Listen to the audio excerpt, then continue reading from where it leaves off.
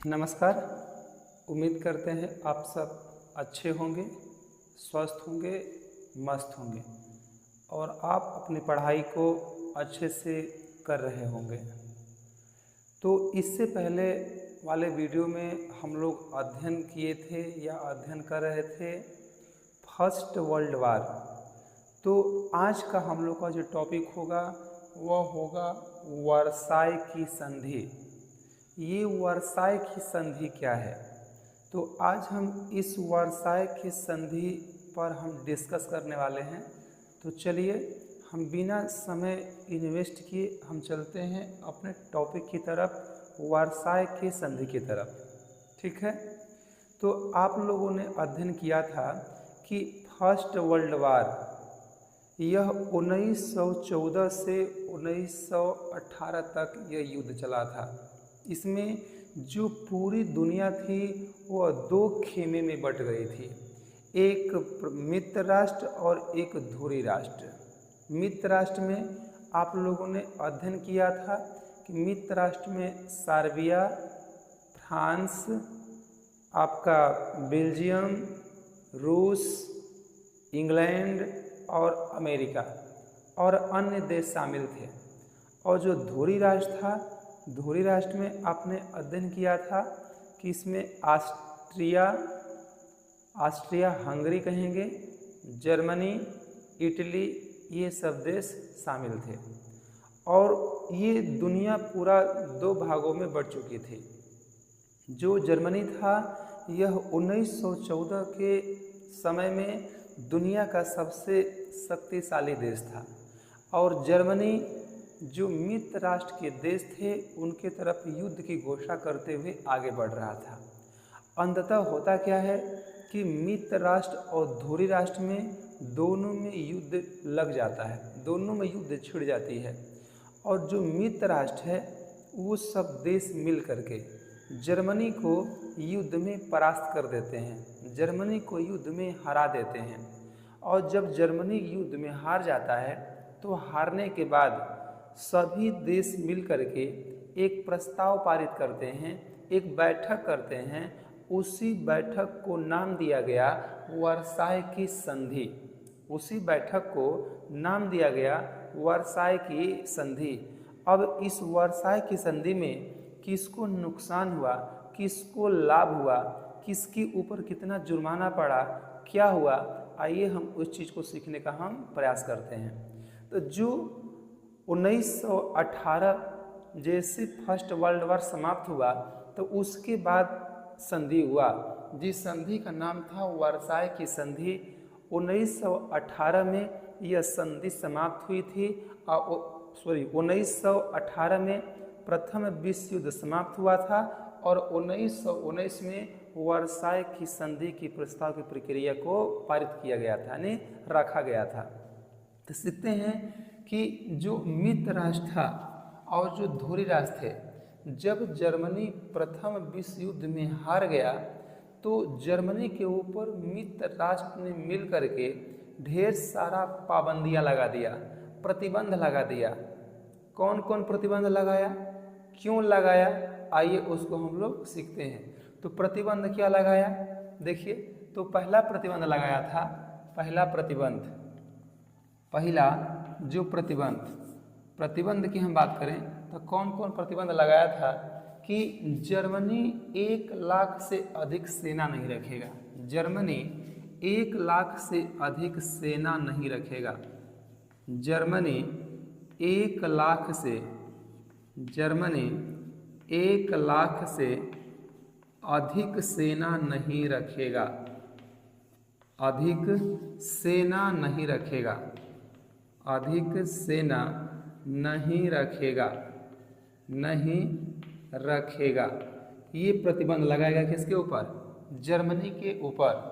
और जो प्रथम विश्व युद्ध के जो पूरे खर्च थे, जो नुकसान हुआ था, क्षति हुआ था, वो पूरा खर्च किससे वसूला गया, तो मित्र राष्ट्र से, अरे धुरी राष्ट्र से। और धुरी राष्ट्र में किससे, तो जर्मनी से।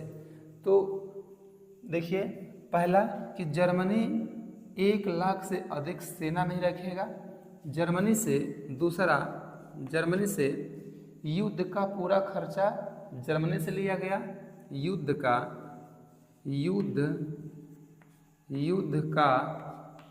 पूरा खर्चा जर्मनी से लिया गया। जर्मनी से लिया गया।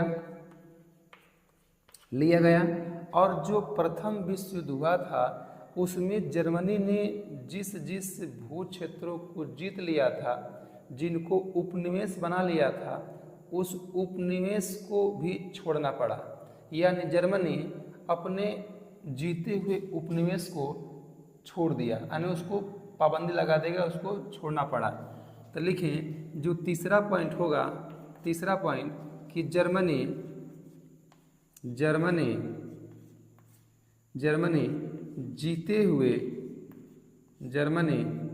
जीते हुए भू क्षेत्रों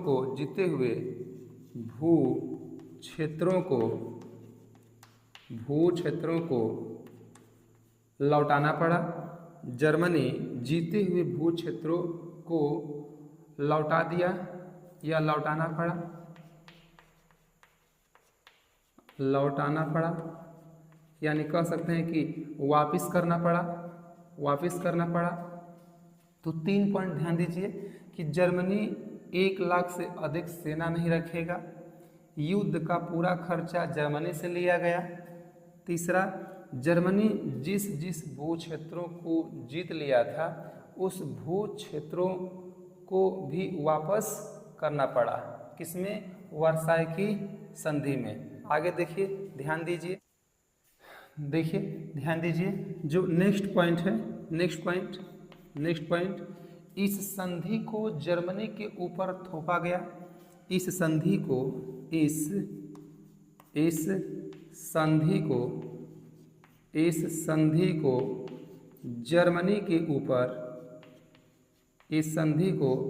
जर्मनी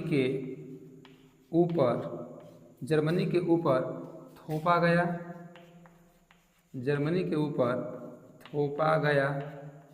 थोपा गया। जर्मनी डिफेंस टीम नहीं बनाएगा। नेक्स्ट जो पॉइंट है कि जर्मनी डिफेंस टीम नहीं बनाएगा। जर्मनी डिफेंस टीम नहीं बनाएगा।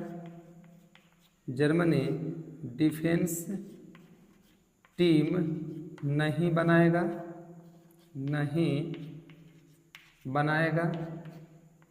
नहीं बनाएगा। जर्मनी किसी चीज़ पर रिसर्च नहीं करेगा। जर्मनी किसी चीज़ पर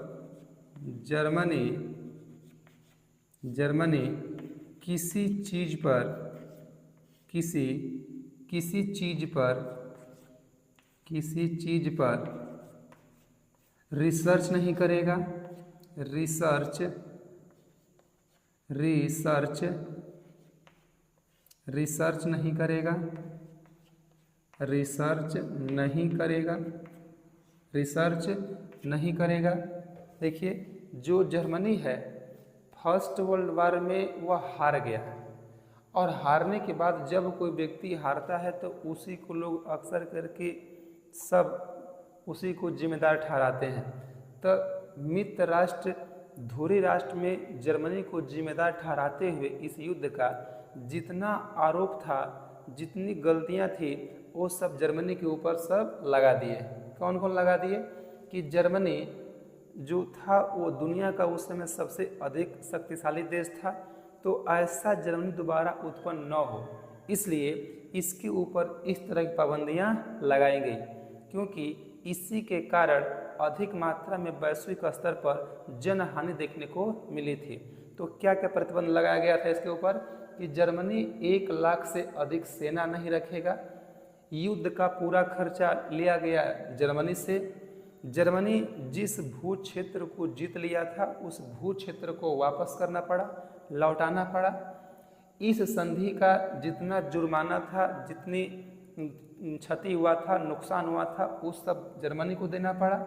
जर्मनी डिफेंस टीम नहीं बनाएगा, यानी किसी प्रकार का कोई टीम नहीं बनाएगा।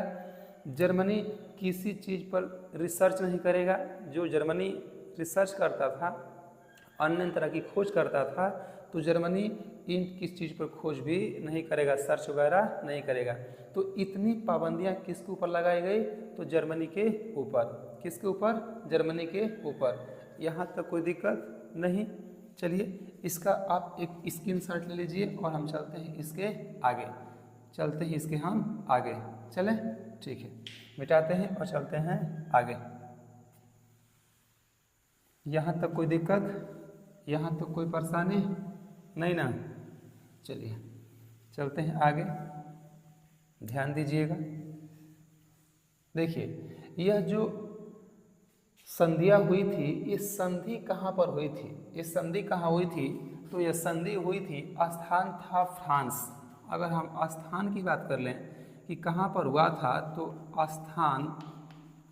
स्थान ये कहाँ पर हुआ था? तो फ्रांस में। कहाँ पर हुआ था? तो फ्रांस में। स्थान था फ्रांस। फ्रांस की पेरिस शहर में। फ्रांस का एक शहर जिसका नाम है पेरिस। फ्रांस के पेरिस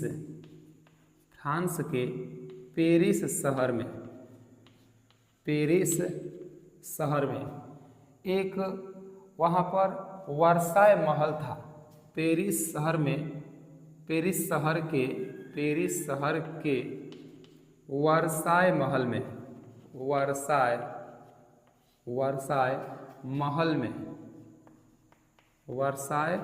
महल में यह जो बैठक हुआ था, जो संधि हुआ था, जो प्रस्ताव पारित किया गया था, वो कहाँ किया गया था? तो फ्रांस के पेरिस शहर के वर्साय महल में इसकी बैठक हुई थी। इसमें जो हस्ताक्षरकर्ता थे वो कौन कौन थे? हस्ताक्षरकर्ता। इसमें कौन कौन लोग हस्ताक्षर किए थे? तो हस्ताक्षरकर्ता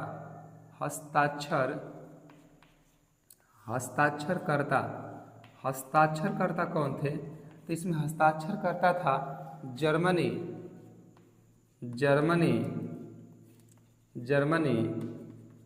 और मित्र राष्ट्र।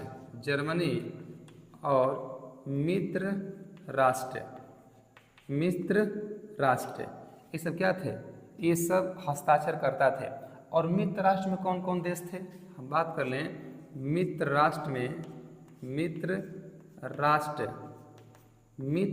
में कौन कौन देश थे? तो मित्र राष्ट्र में कुछ मुख्य देश थे। मित्र राष्ट्र में मुख्य देश कौन कौन से थे? तो मुख्य देश में आ जाएगा आपका यहाँ से देखा जाए तो फ्रांस, इसके बाद ब्रिटेन, और थर्ड नंबर पे हम बात करें फ्रांस, ब्रिटेन और अमेरिका। फ्रांस, ब्रिटेन और अमेरिका ये मुख्य देश थे।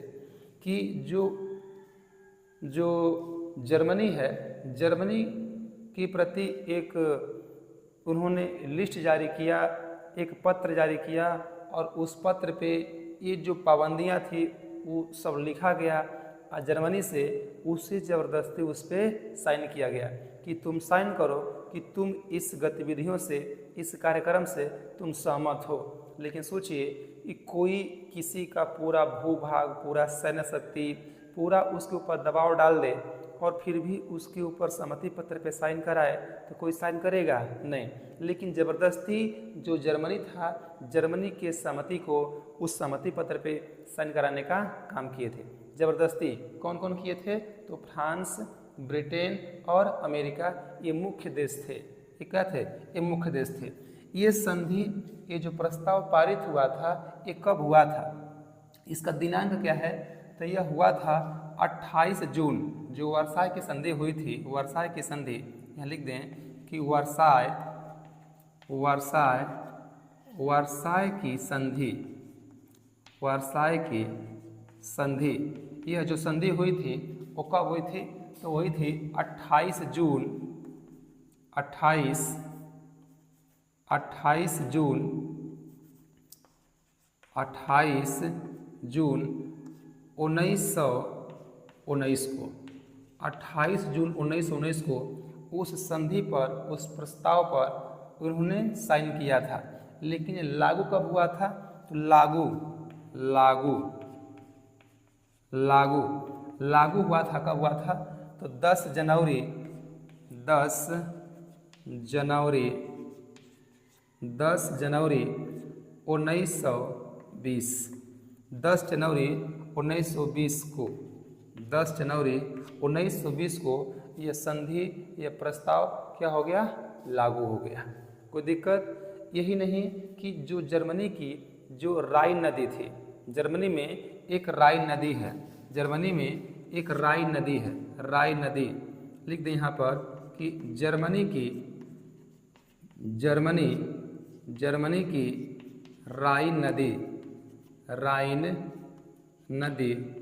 राइन नदी को भी छीन लिया गया। और कौन लिया था? तो फ्रांस को दे दिया गया। किसको दिया गया था? फ्रांस को दे दिया गया, फ्रांस के अधिकार में हो गया, फ्रांस को दे दिया गया, फ्रांस के अधिकार में हो गया, फ्रांस को दे दिया गया।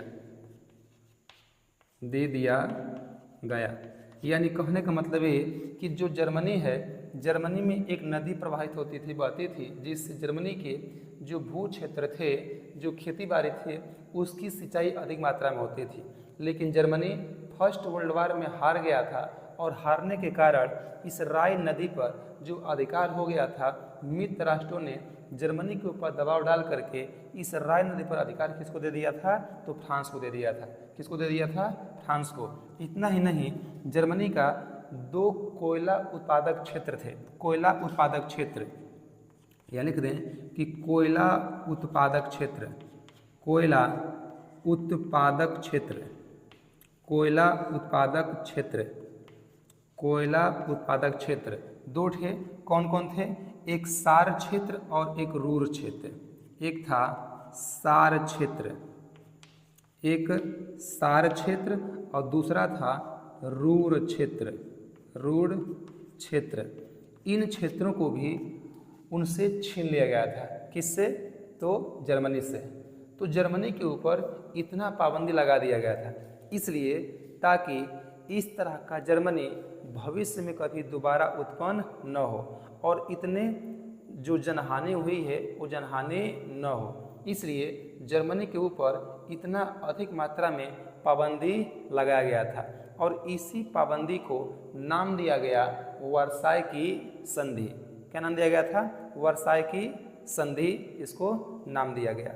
लेकिन जो यह जर्मनी था, जर्मनी जो वर्साई की संधि है, वर्साई की संधि प्रथम विश्व युद्ध की समाप्ति और द्वितीय वर्ल्ड वार का बीजारोपण माना जाता है। प्रथम विश्व युद्ध की समाप्ति और द्वितीय वर्ल्ड वार की शुरुआत माना जाता है, क्योंकि जब किसी व्यक्ति का सब कुछ छीन जाएगा तो व्यक्ति शांत नहीं बैठेगा। तो जब इसके ऊपर इतना पाबंदी लगा दिया गया था, तो इसका बदला लेने के लिए वही जर्मनी कुछ दिनों बाद एक नई सेना बनकर उभरता है और द्वितीय वर्ल्ड वार होता है। जो जर्मनी द्वारा पोलैंड पर किए गए आक्रमण से द्वितीय विश्व युद्ध की शुरुआत होती है।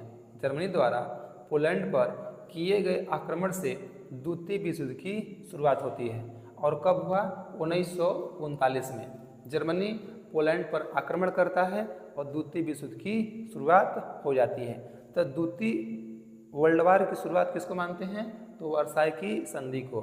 समाप्ति किसको मानते हैं? वर्साई की संधि को। तो प्रथम विश्व युद्ध का समाप्ति और द्वितीय विश्व युद्ध का बीजारोपण किसको मानते हैं? वर्साई की संधि को। तो आज का टॉपिक आपका था वर्साई की संधि। उम्मीद करते हैं आप लोग को समझ में आया होगा। तो आपको जैसा लगा होगा आप अपना कमेंट बॉक्स में अपना विचार दीजिए। लेकिन आप नए चैनल पर हैं तो इस चैनल को आप सब्सक्राइब कर लीजिएगा, ताकि अगर नेक्स्ट टाइम जानकारी कोई दी जाए तो जानकारी आपके यहाँ पहुँचे और आप उसे जान सकें। और वीडियो जब भी आप देखें तो आप उसे पूरा देखने का प्रयास करें, ताकि जानकारी आपको अच्छी मिलती रहे। तो आज के लिए इतना ही। उम्मीद करते हैं सब अच्छा लगा होगा। नमस्कार, धन्यवाद।